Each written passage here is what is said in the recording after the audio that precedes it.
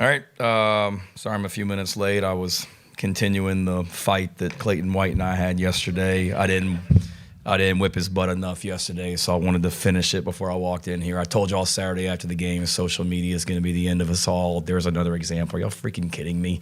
And you guys believed it because y'all were texting coaches and staff members yesterday to ask if this was true. Sent it to my own wife and a screenshot that I had Jessica Jackson send me of this rumor, and her response was, "Did y'all?" And just like I told our players, put the phone down, Emily, and everyone else. I know she's listening. I love you, babe. Having said that, this is our Salute the Troops game. Excited for that. What a way to honor our military. So grateful for them and the freedoms they provide for us, the sacrifices they make. It's always one of my favorite games, being able to look up in the stands and see them. So as we told our team this morning, we need to go put on a good performance for those men and women and play well in front of them. We're going to do Senior Day this week, so we should be honoring our seniors at around 3:50 p.m. Kickoff's what, 4:15?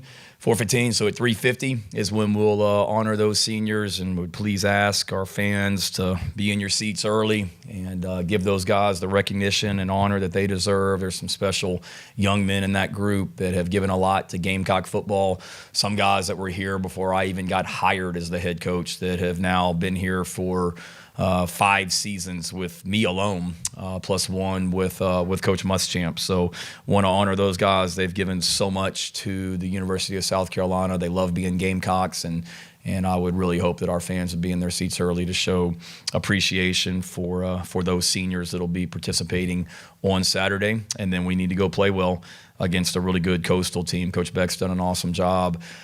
They're hot. They had a loss the other night when they had an injury at the quarterback position, but still had a chance to win at the end of the game.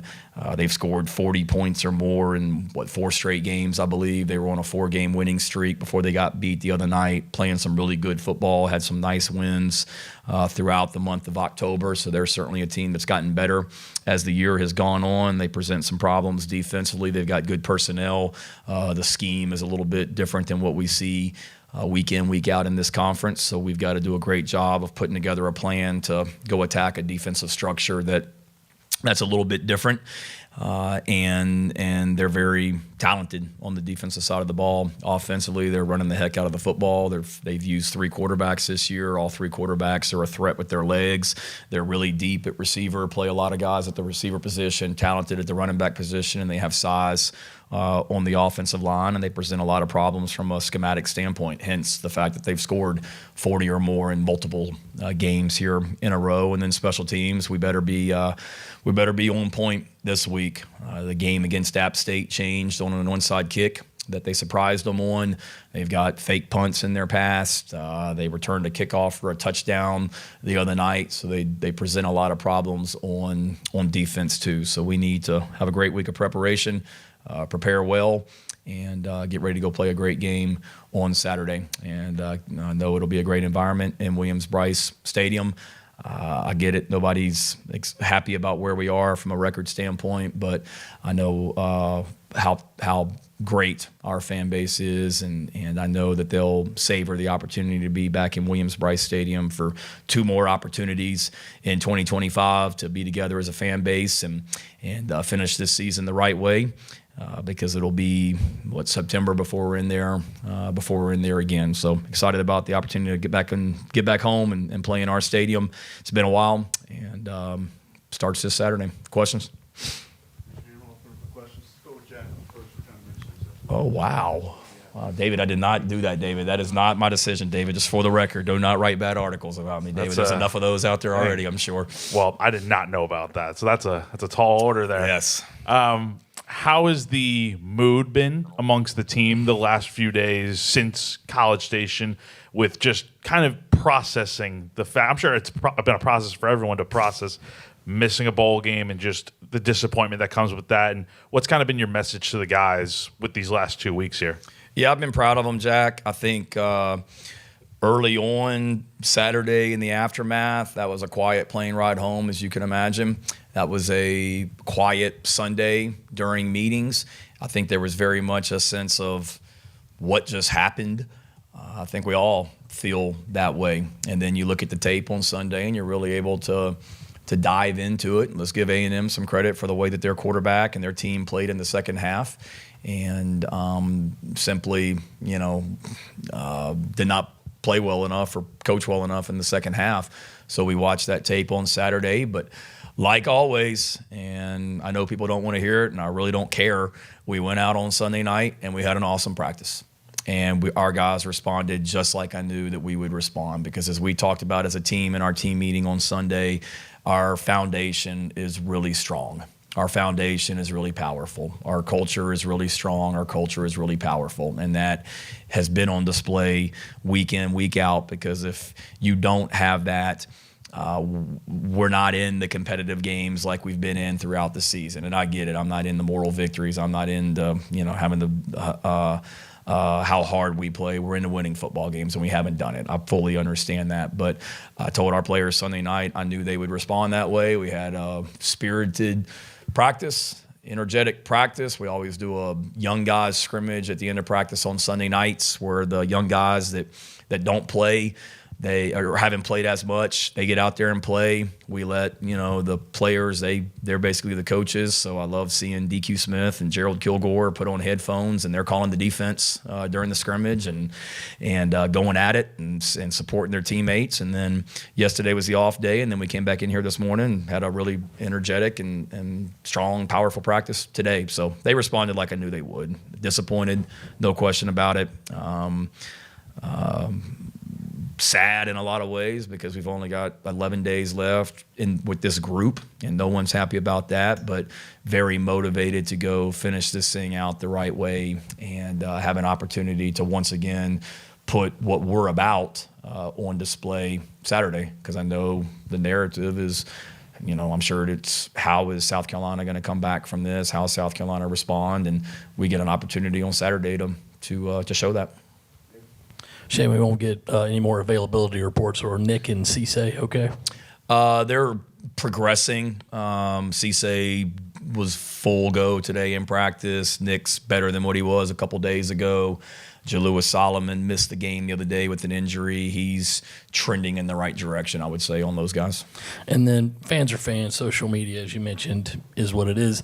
But is it possible to ignore all of the noise, especially since Saturday? If I don't look at my phone, it is, which I've tried to do a great job, which I've tried to do a great job of doing, other than I've checked some NFL scores on Sunday. And I like reading Cole Kubelik's takeaways each week. I think he does a pretty good job and kind of an understanding of what's going on in the SEC. So I did click on it to look at that. I'll be honest with you, the rumor that started yesterday about Clayton and I had no idea. I walked into the staff room yesterday at 4 o'clock and said something like, everybody's kind of looking at me funny and looking at me, and Clayton sits next to me, and I could just sense there was something in the air, and they informed me what was out there on social media about that. But yeah, I feel like I can, because my responsibility, David, is to the coaches and the players and the staff in this building, and being the best version of myself for them, to allow us to go be the best version of ourselves on Saturday. And me typing in my name on social media is not going to do a lot of good. I know that, win or lose. So for me, yeah, I can. Now, when this thing's going off and I'm getting the, praying for you, stay strong, all those text messages, it's a pretty good, I have an idea of what the narrative may be out there, and that's okay. I love it. I love being in the SEC, and you have passionate fans that expect better, and we're going to deliver better here going forward. Easier said for me than it is the players, because the players, we just finished practice and now they're off to class, and we don't see them again until tomorrow morning. So it's easier said for me than them, but it's just part of it. And social media is a different aspect of it that coaches didn't have to deal with 20 years ago, and it's a different thing now. Everybody's got a voice, and everybody gets clicks by being negative, and I understand that, but I also know that there's perception and then there's reality, and I try and focus on the reality of what the mindset is in this building, and trying to help these men and women be better. Shane, when you have a season like this one, where the goals you had in the preseason, they come off the table, do you have to modify your motivating message or your technique, or even the tone? I don't think so. We didn't talk at the beginning of the season about, the playoffs. I think that was an unspoken understanding that that's what this team wanted to do. And it disappointed that it hasn't happened. I certainly understand that. But each week, Rick, our goal is to, go compete and be the best version of ourselves on that Saturday. And that's what we're trying to do again this week. The playoffs were off the table. Now bowl eligibility is off the table, and it sucks. I mean, it is what it is. It's sickening. But like I told the team this morning, we still get an opportunity to go compete 2 more times together as a team. And I'd really be sick if last Saturday had been the last game, and now I got to sit around for 10 months waiting to go play again. We get to go compete in front of the greatest fan base in America on Saturday. And that's the message is senior day. Need to send these guys out the right way. We get an opportunity to go compete. There's a standard that we play with every single Saturday. We talked about last week, before the game and at halftime, that the scoreboard is irrelevant. Just go compete and go dominate. And that's the way that we did things in the first half. And then we talked about it at halftime, and we didn't do it in the second half in regards to how we played. But it's the same thing this week. The record is what it is, but the opportunity to go compete, that hasn't changed and won't. And also understanding, too, that we're all sick and we don't want to feel this feeling again. And I realized that 1 year ago, Rick, we were sitting here tonight getting ready to play Wofford, and we're all dialed into the playoff rankings to see where we're ranked, and we're not there right now. But I do know next year at this time, we're going to be sitting here next year on this Tuesday night watching the playoff rankings to see where we are in the rankings show. And we're going to be firmly in the mix for a college football playoff berth next year at this time. And we're all sick about this feeling, but we're not going to go through this thing again. And we're going to go finish this season out the right way, send these guys out the right way. And then the minute that thing hits zero on the clock after the Thanksgiving Day game or Thanksgiving weekend game, we're full speed ahead on 2026. Hey, Coach. DQ was in here earlier and was talking about how he's told some of the younger players to kind of remember this feeling.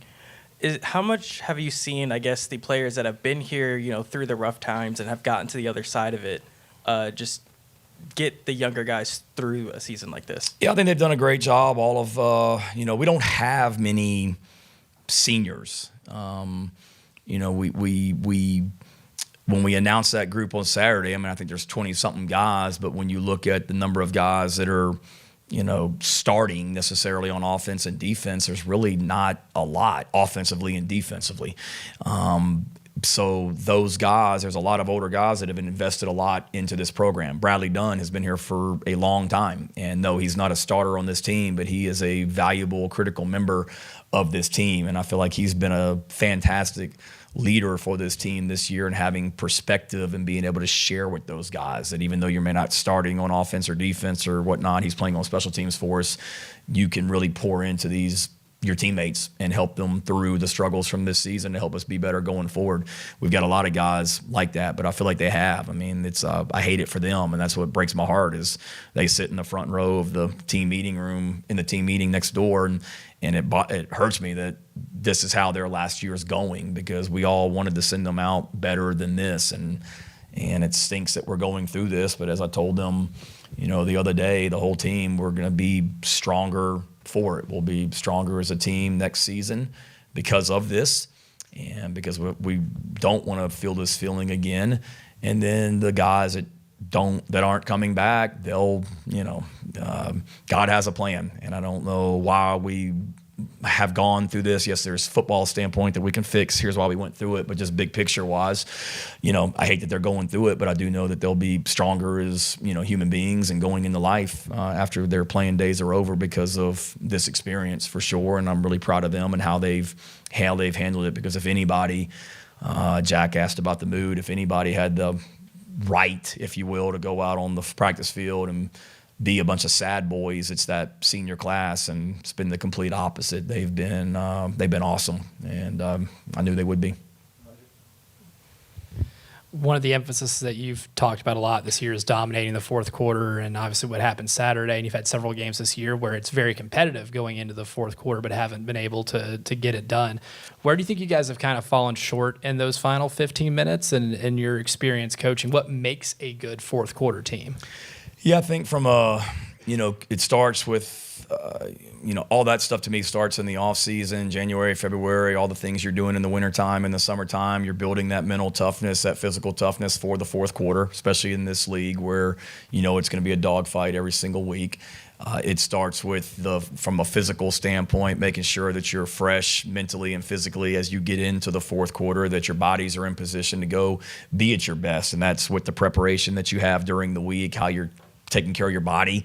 And then during the game, talked about it with our coaches on Saturday. It was 80 degrees out in Texas. We got to play our players and keep them fresh so we're fresh and at our best as we go into the fourth quarter. So all of that is really important. And then when you get into it, I think everything is magnified, and you've got to make plays and we got to execute. And that falls back on us as coaches. It starts with us in regards to putting our players in position to execute. But then whether it be, A&M, Ole Miss, Alabama, LSU, all games in the fourth quarter that we had opportunities to win and we didn't get it done, there were plays where just frankly we didn't execute. The little touchdown pass to the running back out of the backfield against Alabama, we didn't execute. And the two long touchdown passes that they had in the fourth quarter, we didn't execute. And some plays that we missed in the passing game on offense, we didn't execute. And this ain't me sitting here blaming the players, they didn't do their jobs. I'm not saying that at all. It falls back on me and it falls back on us as coaches. But I think everything is magnified in the fourth quarter, and that's why I was 3 minutes late. I wasn't fighting Clayton. I was meeting with our leadership group, and that's what we were talking about was just, in the fourth quarter, we got to make plays. And it's you guys, particularly in this room, this leadership group, has got to go, lead us and make plays. And I'm not saying they didn't. A lot of those guys made a lot of great plays on Saturday. We got to make more of them. And as coaches, we've got to, and crunch moments like that, we've got to do a better job of putting our players in position to make those plays and coaching them up throughout the week. So when those times come, we make them, and that'll be certainly something. I mean, we always do it in the off season in regards to the weight room and the off season program. But yeah, that'll be a big point of emphasis next year as we go into the season in regards to, continuing to put our players in even more adverse situations where they got to communicate and be detailed at the end of weight room workouts, winter workouts, all that stuff like we do in the off season. Kind of following up on the last two questions, DQ earlier, he said this year was a big year for him leadership-wise. He said, everyone can be a leader when you're 2-0, but it's a little bit different when you're 3-7. What have you seen from your leaders as a whole through adversity, and who have those leaders been? Yeah, kind of like we just had that question. I think those guys have done a great job of being consistent and helping our guys through this and staying even-keeled and poised and just leading the way from a work ethic standpoint and coming to work every day in this building with the right mindset. And it's a lot of them, a lot of those guys that'll be walking through senior day ceremonies on Saturday, a good bit of that group, and then some really good, talented, younger players that have stepped up in roles. I'm sure you pay attention to who our captains are each and every week. That's a pretty good example of who we feel like the leaders have been on the team each year or each week. You mentioned a lot about the goals for 2026. What needs to happen between now and, I guess, mid-January, do you think, to be able to put yourself in a position to reach those goals? Well, one, and I get it, no one wants to hear it. I don't care. We're not far away. I think when we've had the fourth quarters, we haven't been getting to use a Coach Spurrier term, getting clobbered every week. We've had a chance to win literally every game this season, and we haven't gotten it done. So in my mind, Jordan, it's very much we've made a lot of progress in the 5 years that I've been here, and this year is absolutely not what we want. But we've done a lot of things for the very first time in our 4 years here. We've made progress. We've elevated this program from when I got here. And in so many ways, the hardest step is now the next step to take, where you've made progress. You're on the verge of the college football playoff last season. We're 2 points away from being in it. And then the hardest step in so many ways is that next step to get there. And we didn't take that step this year, but it's not like we didn't take that step and we just came crashing back to earth and now we have to dig our way all the way back up. We're right there. And so what has to happen? Obviously, there's some coaching hires that have to happen, and that'll happen as quick as, I'm not going to rush it, but as soon as possible after the Clemson game. That's the first part. Getting the staff in order in regards to how it's structured going into 2026. That has to happen. We've got to be able to close out this recruiting class that we've got committed right now, which those guys have been awesome. Some of the first text messages I got after the game on Saturday were from those recruits that with awesome messages, so grateful for them. And as I've told them, they've got a chance to impact our program the moment they walk in this building, not because of the kind of players they are, but the people they are too. We've got to be able to, get our current roster in order as we go into 2026.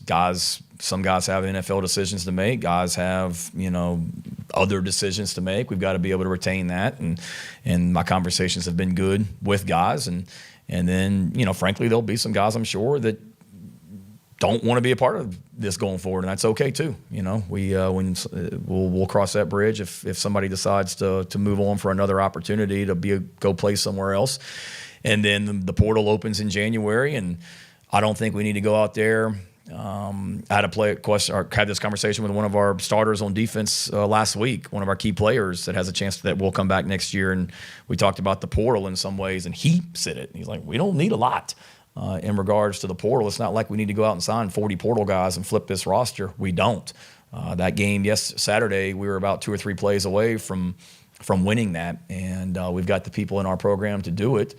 And then we've got to be able to go out and add some other people from the outside in the portal to be those 2, 3, 4 difference makers, whether it be on the line of scrimmage or whether it be at skill positions, whatever it may be, and strengthen what I think is already a solid roster going into 2026. And then you've got to look back and, I just can't sit here as the head coach and say, okay, the season finished up with whatever record it finishes up with, and we're going to add a few more players and we'll be a year older and everything's good. No, there's other changes you have to make in regards to looking at things, but I'm also not going to just, say that last year meant nothing when we went 9-3 and won 6 games in a row and almost got in the playoffs, to think that everything worked okay then and it doesn't work now we just blow everything up. That's not the case, but we always use the term around here, course correct, and we got off course a little bit with some different things this year, and it's my job as the head coach to get us back on course, and that's what we're going to do, whether it be tweaks to the schedule or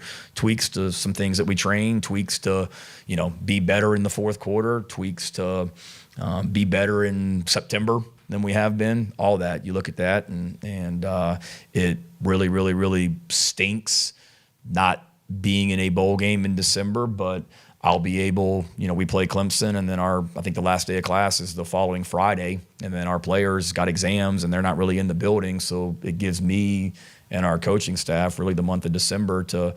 It's a dead period, so we can't go recruit. And last year, transfers could come visit. They can't come visit this year because it's a dead period. So it really gives you the whole month of December to really, I don't want to say get a head start because I want to be playing, but in so many ways, really dive into how we can be better. And those are things that I'm already doing right now myself. But to be able to include the staff and get hard to work on it, this ain't going to be one of those, all right, the season's over, let's just, go to the beach and kick our feet up till January and then let's get ready to go. Bull crap. We're going to finish the Clemson game and then we're immediately to work on 2026. Sorry, I know that was like an 11-minute answer to your question. Sorry. Following up on what you were saying earlier about perception versus reality, aside from like the culture stuff and being in the close games, like you said, are there any other realities that you feel like aren't maybe necessarily talked about or obvious to folks on the outside? No, because I feel like anything that I say, perception, reality, may sound like an excuse. And in regards to this season, I think it's just the head coach, if that's what you're asking. I look at, going back to Jordan's question, I look at the reasons that we are where we are right now. And there's, certainly things that are fixable that I will fix.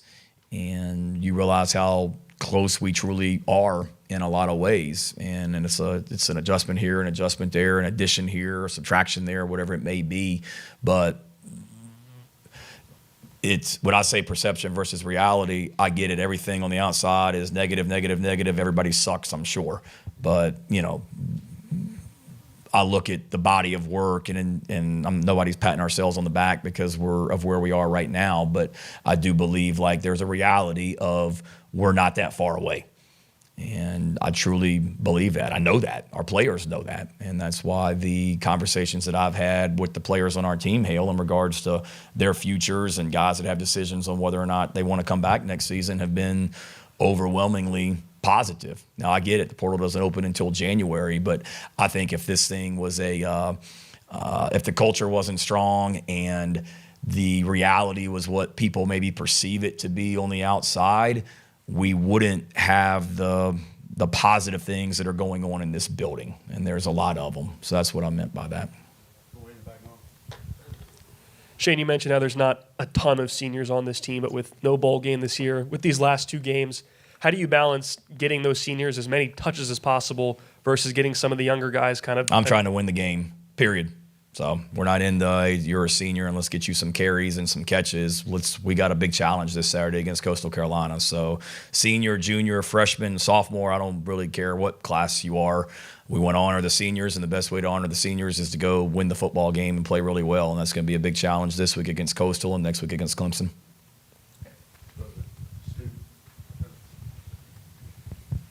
Hey, Coach, you talked about looking for new coaches going into next season. There have been a lot of shakeups across all of college football. What do you think about a lot of new openings across the league and across college for head coaches, coordinators, things like that? Because there have been a lot of shakeups. Yeah, there has been. I mean, there's head coaching openings when there is a staff that gets let go.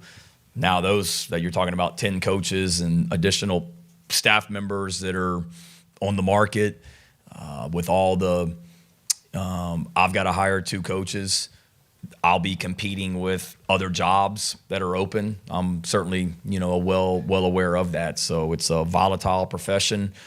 I know that. I see that. And we know what we signed up for. So you hate that there are that many openings. You hate to see any person lose their job. People, just see the coaches, but these guys are husbands and fathers and have children and wives that are affected, and families are affected, and it's a brutal business in so many ways, and you hurt for those families, but at the same time, you have a job to do. So that's my job, is to advance this program and help this program take the next step. And I can say this in regards to those openings: there's been a lot of interest in our 2 openings. There's not necessarily conversations that I'm having with coaches right now, but every coach has an agent practically. And there's, every time I look at my phone, there's a text or a phone call or an email from an agent that, wants to talk about so-and-so client of his that has an interest in coming here. So that's good, and there'll be a time and place for that. But I know we'll be extremely competitive in what we have to attract someone here. I guess my question could kind of be framed for the offensive line hire as well. But with the OC, I know you make the decision ultimately, but who has the influence besides you? Like, who do you seek out to get advice or talk to about, hey, is this guy a good fit? Like, do you, like with the OC, do you maybe go to like the rest of the coaches? Do you look for Lenore's input on it? Since after all, you are looking for someone to help develop the quarterbacks. Like, can you kind of break that down for me? Yeah, I think every situation is different. I've been a part of some places where we had an opening on a staff when I was an assistant coach. I mean, we had an opening on the staff, and the head coach sat everybody down, said, anybody have anybody they want to recommend? If you got a name, give me a name. And then we brought that person in, and the whole person sat in on the whole staff sat in on the interview and gave everyone their thoughts. I've been a part of a situation where there's an opening on the staff and the head coach doesn't tell anybody about it. And next thing you know, you got a new assistant coach and it's, hey, welcome Jack or whoever to the staff. And it was totally that guy. So I think every situation is different. There's input that you want to get from players. I mean, when I made the decision to promote Mike after the season, I met with Lenoris and the quarterbacks about it and got their input on what do you think about this, and it was and whatnot. Certainly, I've got awesome bosses, and Dr. Amaritas and Thad Westbrook, chairman of the board, and Jeremiah Donati and Jeff Crane, and Jeff and Jeremiah and I will certainly talk about it and have talked about it, and I'll lean on them and kind of get their thoughts on different people as we go through this process for both positions or any position, last year included. And then I'll involve certain players to a certain degree. I think it's a lot of reaching out to people outside this building too, and that maybe know a person. You've worked, hey, so-and-so, I'm really interested in hiring David to be the offensive line coach or tight ends coach or receivers coach or running backs coach or quarterbacks coach or DB coach or whatever. You worked with him at so-and-so school. What do you think? Or maybe it's players that I know that have been around that guy that are playing in the NFL. So I'll be exhaustive in it, trying to, do my due diligence on everything. But you also got to be careful, I think, about hence the power of social media when you involve too many people, and then all of a sudden somebody's name pops out there and you screw up a person's candidacy because he's got a really good job somewhere else and all that. So it's a balancing act. There'll be people that I'll lean on for sure, like any decision that I make, and I think every situation is different. Is there a chance that Sean Elliott could be the O-line coach and then you go and look for a tight ends coach? Oh, yeah, absolutely. I think everything is on the table, and I mean this when I say it, Jordan. Like, my focus is entirely on let's do everything we can over these next 2 weeks to send these players out the right way and finish this season the right way. And in regards to what this staff looks like going forward, I haven't boxed myself into anything. I want to whatever allows us to be at our max strength as we go into the 2026 season is what I want to do. So I'm not going into it saying anything. I think Sean's done an awesome job as the offensive line coach. Our guys have done a really good job in a lot of ways and made progress. And Mike did a great job last week in that A&M game. So, I like the progress that we're making on offense right now at every position. And now we got to keep doing that over these next 2 games. And then we'll step back and take a look at it and figure out what's best as we move forward. All right. Thank y'all. Have a good week.